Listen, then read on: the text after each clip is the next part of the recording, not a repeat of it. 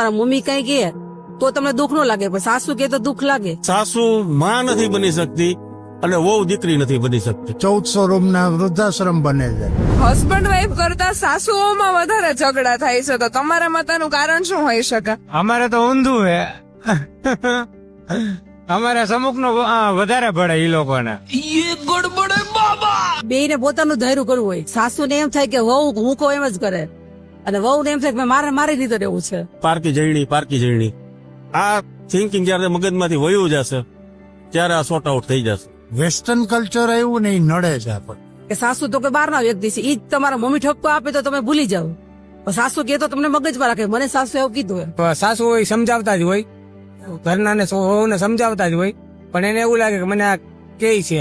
જેટલી દીકરી વાલી હોય ને એટલી વહુ, અને વહુ ને એવું હોય છે કે ભાઈ જેટલી માં વાલી હોય એની માનવું માનશે, સાસુનું નહીં માને. સાથે